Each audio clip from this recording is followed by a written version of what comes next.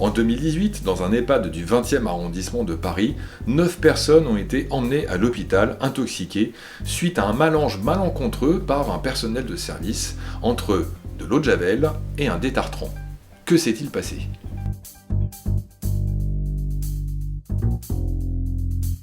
Un mélange entre l'eau de Javel et un détartrant qui est à ne surtout pas faire, même chez soi, extrêmement dangereux, et on va le prouver ensemble. L'eau de Javel est principalement constituée d'eau, H2O, Cl-, les ions hypochlorite, Cl-, les ions chlorure, et Na+, les ions sodium. Il existe deux couples d'oxydoréduction, Cl-, Cl-, et Cl2, Cl-. Écrivez l'équation de réaction qui a lieu entre un oxydant et un réducteur présent dans l'eau de Javel, et on va regarder ensuite ce qui se passe. Allez, je vous propose de faire une pause, et après je vous donne la réponse.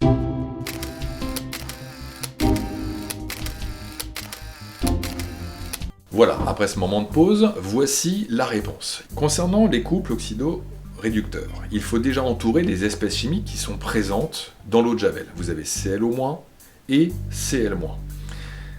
À gauche est toujours écrit l'oxydant, à droite du couple est toujours écrit le réducteur. On voit ici qu'on a un oxydant possible, c'est Cl-, qui va pouvoir réagir avec Cl- de l'autre couple, c'est-à-dire du couple Cl2, Cl-. Pour cela, on écrit la première demi-équation, Cl- va donner Cl-.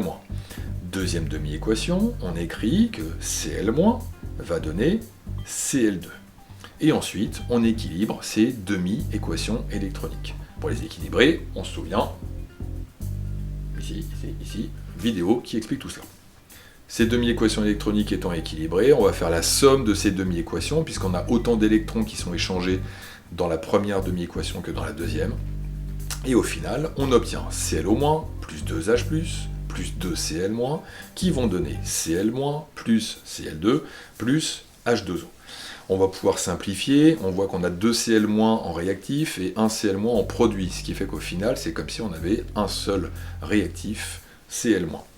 Donc au final, voici l'équation de réaction. Alors en quoi ceci est dangereux ? Eh bien il s'agit du dichlore, Cl2. C'est un gaz hautement toxique, voire mortel.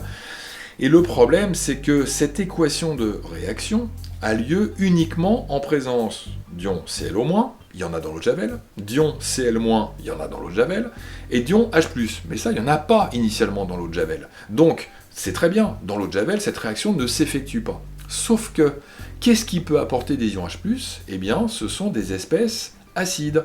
Et un détartrant, c'est un produit acide. Ce qui fait que lorsqu'on va mélanger l'eau de Javel et un détartrant, on va pouvoir ajouter des ions H+, et ces ions H+, ils vont permettre à cette équation, à cette réaction de se faire. Ce qui fait qu'on va produire du dichlore, et le gros problème, c'est que généralement, c'est ce qu'on fait dans nos toilettes, donc on va ajouter de l'eau de Javel pour désinfecter, et puis on va en même temps rajouter un détartrant pour enlever le tartre, le calcaire qui traîne dans les toilettes. Et ce qui fait que cette réaction va avoir lieu, et puis il va y avoir ces émanations de dichlore, qui est un gaz, comme je disais, qui est mortel. Donc, en clair, ne jamais mélanger de produits chimiques sans avoir regardé les étiquettes, les pictogrammes de sécurité, et ça vaut aussi dans la vie de tous les jours. Allez, c'est compris ? Non ? On peut rien y faire.